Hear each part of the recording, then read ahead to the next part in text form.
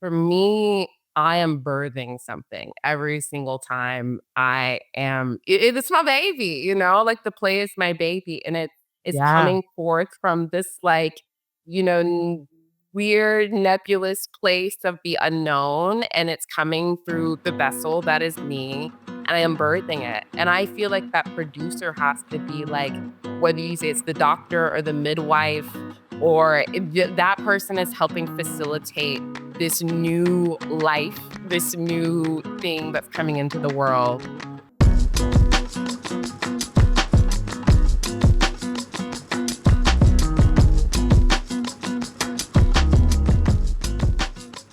Hello, hello, and welcome back to the Unusual Creative Podcast.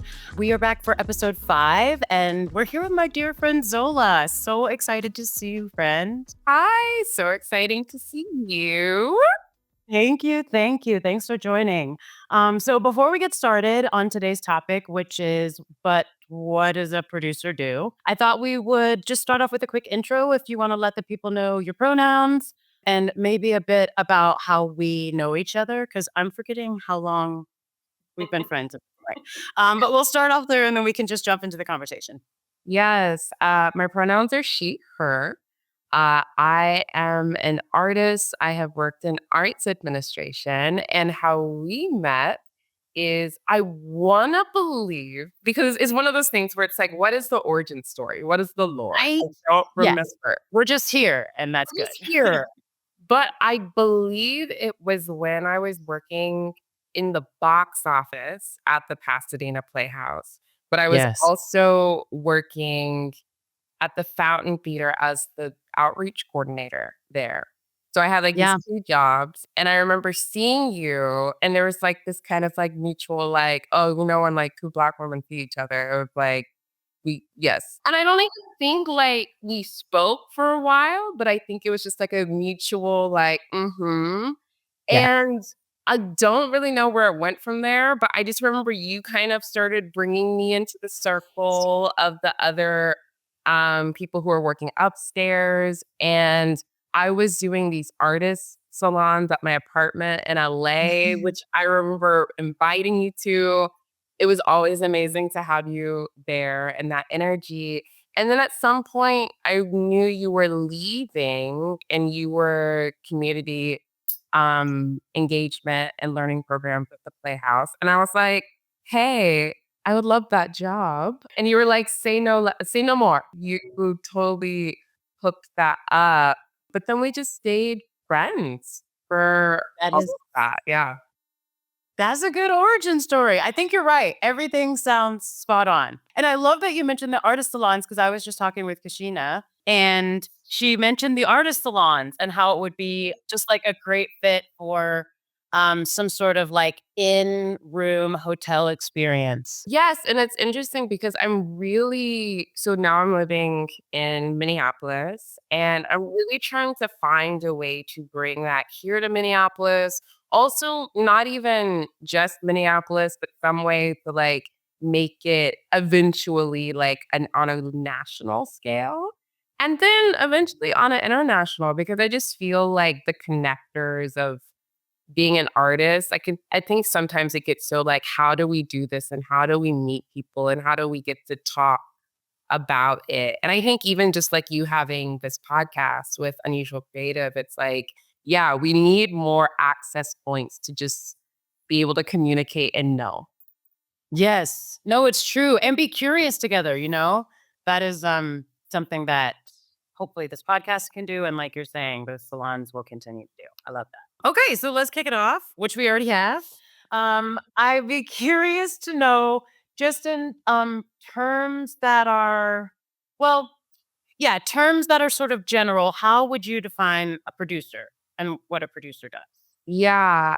For me, a producer, I like to think that they're holding all of the parts of whatever project it is. So you're the one that's like, holding the soup, making sure the soup keeps warm, adding all of the ingredients to the soup.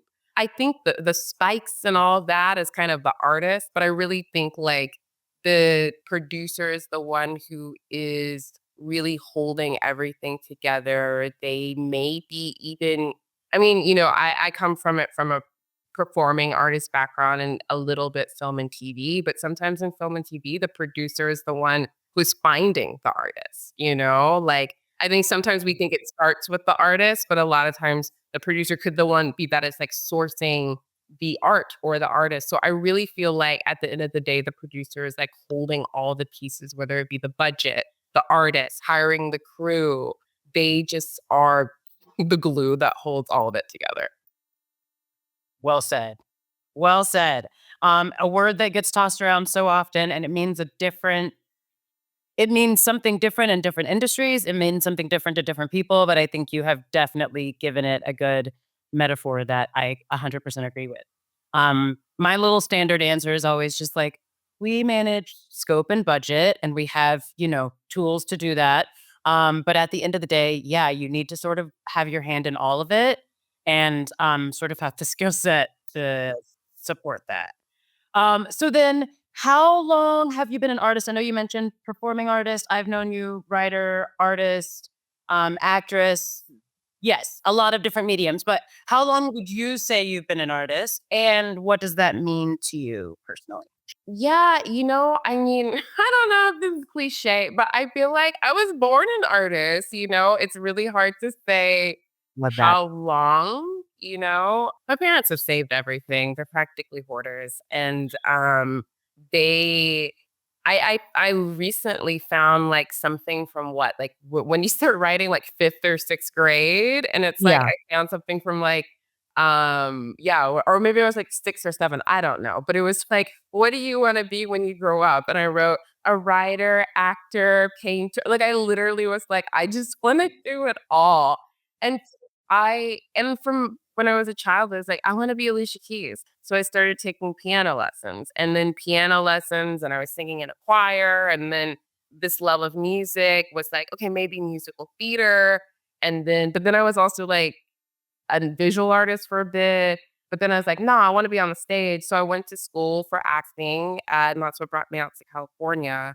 Just went experimental theater school, and I was like, "This is a little bit too much." So I ended up writing a play, and that kind of kicked off my life as a playwright, and once I graduated school, you know, I was living in LA, and it was very much like my parents were like, "How are you gonna pay for that?" As they were with college too, they were like, "How are you gonna pay for college?" So it was always this scrappiness of like, "Okay, I know I wanna be an artist, but I gotta find a way to live and make it work." And that's really what led me into, community engagement, outreach, working in, nonprofits, and I just found at that time it was easier to be a writer and do that type of work than it was to be an actor and auditioning all the time and driving to Hollywood and trying to do that.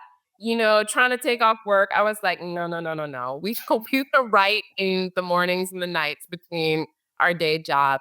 And I honestly found that that lifestyle just fit me more. I think the more that I was doing that, I was like, I actually don't wanna be an actor. I don't wanna live this crazy, you know, trying to hustle to get the job, and I so much, like, I so much support actors. I have nothing but love for them, but I realized I was like, "This is not for me," and so that's kind of what's led me down the more writer, world, but it's funny, as soon as I moved to Minnesota to become a writer, this is when all the acting gigs started. It's funny because people will be like, "Oh, what do you do?" And it's funny because the last 2 years, like, I've been acting a lot now, and it's hard because I have taken that notion of being an actor out of my head, but now I'm like, "Oh, yeah, I guess I do that as well still." Yeah. People are buying tickets. People want to see you on stage. So I believe it. I believe that. That's exciting. And I love that you identify it as something that it's like, I've always been this. It's not like I made a decision. It has been since asking you as a child what you wanted to be. Yeah. Um, And I think so many people are, you know? I think it's more just like, how do we keep fostering that sense of the artist within ourselves. And that's easier said and done for different people, but I had to come to a moment in my life where I was like, if I don't at least try to be an artist, I know I will never be happy at the end of my life. And I am getting to the point where I'm like, you know what? I do want a stable income, but at least I tried. No, that is so valid. That's so valid. And it's a hard question to ask because it feels like one of the few professions where you might even have to just like take a different path to maybe end up back this way or take a different path altogether. But yeah, just sort of trust the process. I don't know. Is that what the people say? That's the process. Yeah. Yeah. Well, for what it's worth, I've heard you sing, I've seen you perform. I've also seen your plays, and my goodness, the talent is endless. So, um, yeah, I'm just excited to be along for the journey, just to be a witness and to be like, you remember that? That was a time, you know? So I'm curious to know in terms of the dynamic between a creative like yourself and a producer, how would you liken that dynamic? Just like in terms either if you want to say like other dynamics that they are similar to, or just like what is your impression of how a creative and a producer work together ideally well? Yeah. I was thinking about this and like the other day. And for me, it's like I think a creative, or at least how I look at myself as a creative, also as a generative creative, like someone who is writing, like Mhm. for me, I am birthing something every single time I am. It's my baby, like the play is my baby, and it's Yeah. coming forth from this like weird nebulous place of the unknown, and it's coming through the vessel that is me. And I am birthing it. And I feel like that producer has to be like, whether you say it's the doctor or the midwife, or that person is helping facilitate this new life, this new thing that's coming into the world. And they are that like my right hand facilitator in bringing it into the world. Wow, that gives me chills. That's a beautiful way. No, that's a beautiful way to put it because there is something that is probably very raw about that process. And you have to, there's a lot of trust. There just has to be a lot of trust and transparency and Yes. making sure that like you can focus on birthing this beautiful new life and baby and concept and story. And that producer can make sure it's funded, it has an education, it It's has hard to meals. think about all of those things when you're just trying to be like, I just gotta make sure that that little new thing is okay, you know?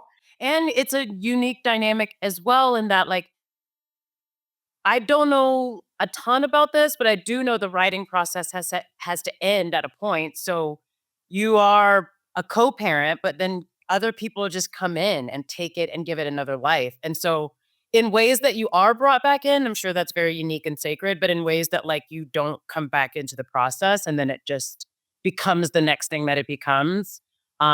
Yeah, all of that is very unique to creative producer and how they work together. How can producers make an impact on, I would say, a project's success and or even failure?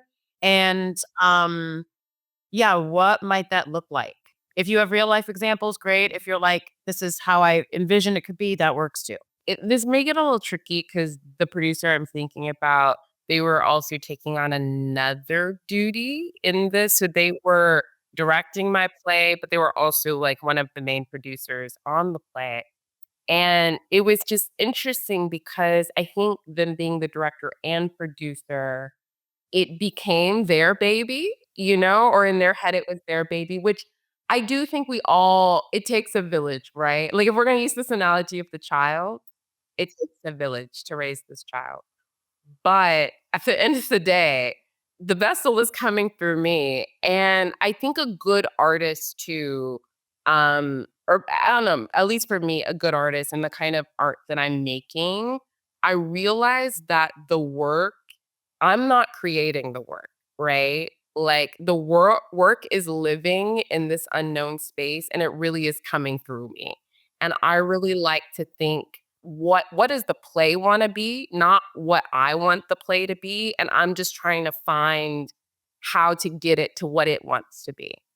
And I think when a producer takes the project on as like, this is my thing that I am championing and this is my baby, but they are putting their ego on it and they are putting their own sense of like what I think it needs to be and not what the artist is trying to make it be, not what the actual project wants to be. Is actually popping off some memories in my mind of like, yeah, there is something about being very protective about the creative intent and the stakeholders in the creative intent, but also taking yourself out of it and taking yourself out of, yeah, taking anything personally when when your decisions or your suggestions aren't always taken into account. Like, put Yeah. them out there, share them. But if the project needs to go a certain way in order for it to be successful, ideally the Yeah. producer is not standing in the way of that. Or they're just not a good fit. And we can acknowledge that, right? Like, okay, maybe this isn't a good fit. But yeah, when ego gets involved or when they just don't understand that the goal here is to make this as seamless for everyone, to make sure that everyone that was hired to contribute can contribute what they were hired to contribute. And yeah, that this is created under budget and on time. Like that's the goal. That's the goal. Anything else is extra and likely was not part of the contract. I will say I come at it as someone who has been on the other side of like trying to help produce things. Yeah. I am an artist who does come from the sense of like, okay, how do we actually keep this on budget? I know there are some artists who are like, we're going to do this and we're going to do this. And like, sky is the limit. And it's like, baby, how are you paying for that? Like, where are you getting? Like, and I think that is, it's just when those conversations arise, it's like, I see what you are trying to do, and that is beautiful. But let us find a way that we can do it with the resources we have, like where I think like I've been on the other side where producers are like, this artist is crazy. No. And there it just comes with like a heart of like, no, we can't do it. And I think that's where that like artist is like, but you don't understand me. You're just hitting me with a lot of roadblocks and no's. But it's like, yeah, how do you like explain to them, no, this is a great idea. But we just We gotta yeah. we gotta do what we can afford. Yeah. Yeah, we gotta keep it real. Okay, so as we close it out, my last question is zodiac signs that you think are a good fit for a producer. And we all know, all sun signs are created differently. And we'll take that into account and we won't go into rising and all the other beautiful things that make us unique. But yeah, what kind of sun signs do you think are like, even if you're like, hi, I'm your producer and I am a blank, you're like, okay, this is a good sign. Yeah. And I guess I can't say again specifically. I know you were like, we can go to the in all that stuff. But what I will say is that I think let's talk placements. So like a lot of Ooh, placements of things, right? okay. And Yes. so I'm like, if there's like some heavy Virgo placements, I know Yes. that person is checking, dotting all the I's and T's. And yeah, I just know the attention to detail is going to be It's there. going to be impeccable. Impeccable. And so I'm like, if you could give me a producer with some heavy Virgo placements, probably in the sun or maybe even like Mercury, I think we could be good. But then I would say I think the bomb like producer is heavy on the Virgo, but heavy on the fire. I think like if there are some good fire placements in there, like that producer is just gonna keep the ball rolling. Not to say earth and water aren't gonna be good. I think they can offer like the empathy from the water. I think that can go a long way. Um, I think the worst, someone with some air. I love air signs. I Yeah. do. I really Yeah. do. But I think that they're a little drawn to many places that Directions. I'm like directions. They're just they a little too all over the place, which I love to date them. It's fun. It's very fun. Fire to date. Yes, But but yeah. not for my producer. I think a producer needs some Virgo and fire placements, and I think you will have someone who will get the job done if you have those two things. Maybe Capricorn. I've grown to respect Capricorns, and some of the best producers I know are Capricorn. I just think if if I am the artist, me as a working relationship with a Capricorn may not be the best fit, but I see them and I'm like, you are good. So maybe, yeah, we can throw in some earth. I don't also, no, you know what? I'm not even gonna like play with Tauruses. I love some Tauruses too. They're good. So yes, maybe some good earth placement, but leaning to the Virgos and maybe some cats. But Taurus, you get it, bro. I love that. I hope all those signs are listening and they're like, I have a future. I can go into producing if needed. Well, Zola, you are such a light in this world. Thank you for being a part of this podcast and just Yes, sharing with you us. are like, thank you for this. And Of yeah, I course. can't wait to listen to all the other conversations you have. Yes, yes, more to come. And thank you to our audience. We'll be back with more episodes soon. Take care.